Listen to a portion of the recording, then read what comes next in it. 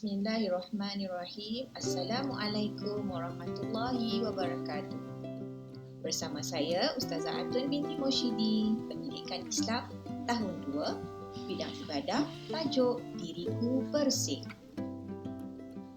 Hari ini kita akan tengok bersama-sama buku teks muka surat 74 hingga 76. Dan pada hari ini kita akan mempelajari tentang alat-alat untuk beristinja, syarat-syarat untuk beristinja, ciri-ciri alat istinja dan seterusnya cara-cara untuk beristinja. Okey, sekarang rujuk buku teks muka surat berapa Ustaz kata tadi? Muka surat 74 ya, 74 sekarang. Okey, Ustazah akan tolong kamu baca dan kamu tolong perhatikan bersama-sama. Okey? Yang pertama, kedua tu, nombor 2, yang pertama ni, baca dan fahami alat-alat untuk beristinja.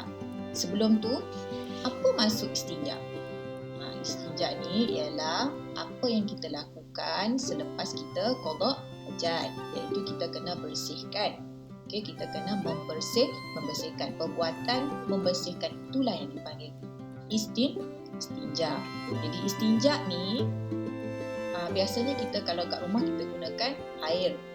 Ini yang kita nak belajar hari ini adalah istinja selain daripada menggunakan air. Okey, bila keadaan yang tertentu yang memaksa kita menggunakan alat-alat bukan air. Okey, alat-alat untuk beristinja terbahagi kepada 2, iaitu air mutlak dan benda-benda kesat.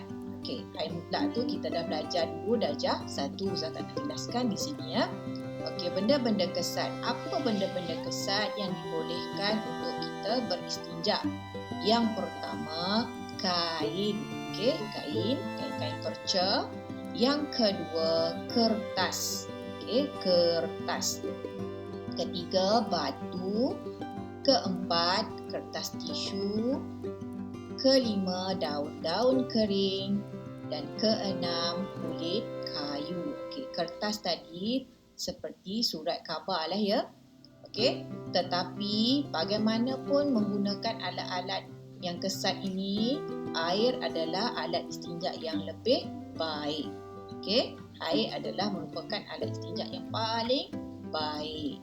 Okey, sekarang kita tengok muka surat seterusnya 75. Ciri-ciri alat beristinja.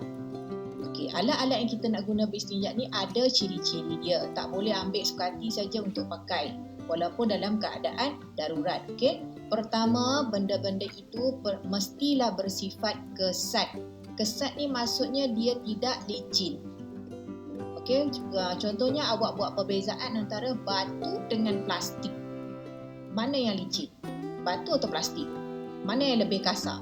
Kesat tu maksudnya permukaan dia agak kasar tapi tidaklah terlalu kasar sampai tajam. Okey, seperti batu dan kertas. Yang kedua, bukan benda yang dimuliakan. Antara contoh benda yang dimuliakan ialah makanan. Okey, makanan seperti roti canai, lagi air kopi, air Milo dan sebagainya. Ketiga, bersih dan suci. Bukan benda kotor seperti najis dan darah. Contohnya awak nak pilih tadi kertas surat khabar. Pastikan kertas surat khabar tu bersih dan suci. Tak ada benda-benda kotor melekat pada kertas tersebut ya. Yang keempat, boleh menghilangkan najis. Bukan benda yang licin seperti plastik, macam saya kata tadi, dan juga kaca. Sebab bila kita beristinja dengan benda-benda licin ni, najis tidak hilang kerana benda tu dia tidak melekat najis pada benda tersebut sebab dia tidak kesat. Faham? Tak apa, lepas ni balik sekolah kita try. Plastik dengan batu, plastik dengan kertas, plastik dengan kain. Contohnya awak nak lap tempat foto, awak lap dengan plastik atau lap dengan kain? Mestilah lap dengan kain kan. Dalam kelas kita selalu sanitize tu dengan kain. Kita tak sanitize dengan plastik. Okey, sebab kain kesat. Okey, yang seterusnya dalam buku teks awak ada tercatat di situ syarat-syarat beristinja selain daripada menggunakan air. Dia ada syarat. Bukan awak nak hari-hari nak istinja dengan batu kayu, batu kayu, kain dan apa lagi? Ada 6 benda tadi ya. Ada syarat dia. Yang pertama, najis tidak beralih dari tempat asal. Contohnya awak qada hajat kat tempat tu, najis awak tak beralih. Okey. Yang kedua, najis masih belum kering. Kering dekat mana? Kering dekat bahagian kubul ataupun dubur yang hendak kita cuci, kan? Tempat kita qada hajat tu lah. Okey. Seterusnya, muka surat 76. Inilah cara-cara untuk beristinja. Okey, cara untuk beristinja yang pertama, sediakanlah alat-alat untuk awak beristinja. Contoh dalam gambar ni dia gunakan batu. Sebab apa kita guna batu, kayu, kulit kayu dan daun kering semuanya tu? Sebab benda-benda itu senang untuk kita dapat, untuk kita jumpa dalam keadaan-keadaan darurat. Okey.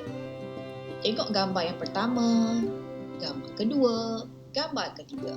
Okey, yang gambar pertama ni cara beristinja yang pertama, sapu kubul dan dubur dengan benda kesat. Kubul dan dubur tu tempat keluar air kencing dan tempat keluar najis tahi awak.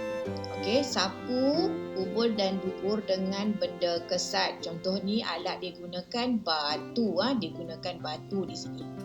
Batu pun tidaklah terlalu besar. Okey, batu yang kecil sederhana. Ada berapa batu? 1, 2, 3 batu. Okey. Yang kedua, sapu dengan 3 kali sapuan. Maksudnya, dia ambil 3 batu, 1 batu sekali sapu. Okey. Maksudnya, satu alat istinja itu cuma boleh guna sekali. Seterusnya, setiap sapuan menggunakan benda kesat yang baharu. Macam saya kata tadi, sekali saja untuk satu sapuan. Lepas tu, buang. Okey, sebab tu dia gunakan 3 batu tu. Faham? Okey. Beristinja ni tidaklah sebersih seperti kita mencuci dengan air. Tapi dalam keadaan tertentu, dalam keadaan musibah, dalam keadaan darurat, kita terpaksa juga melakukan benda-benda begini. Kalau tak, kita tak boleh nak beribadah dan kita mudah mendapat penyakit kalau badan kita kotor. Okey, kenapa kita perlu beristinja selain daripada air? Kerana mudah didapati. Macam saya kata tadi, kulit kayu, daun kering, mana-mana pun kita jumpa benda tu kan. Seterusnya, sebagai pilihan selain daripada air. Janganlah pula bila kata tak ada air, tak payahlah istinja. Nanti lalak pun hurung awak ke sana ke sini. Okey. Ataupun kalau awak tak jumpa dah batu, dah terdesak sangat, boleh juga dia kata menggunakan seketul batu yang mempunyai 3 permukaan yang berbeza.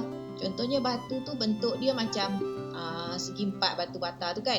Dia ada berapa permukaan? Ada 6 permukaan. Jadi setiap permukaan tu satu calitan ataupun sapuan. Okey? Faham?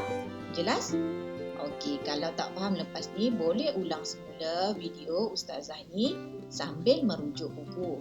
Seterusnya lepas ni akan ada latihan, ustazah akan share dalam grup menggunakan live worksheet. Ustazah harap awak boleh buat, kemudian hantar kepada ustazah untuk ustazah tengok. Okey?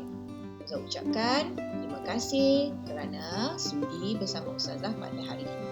Semoga awak dapat faham cara-cara beristinja selain daripada menggunakan air. Assalamualaikum warahmatullahi wabarakatuh. Assalamualaikum. Bye-bye.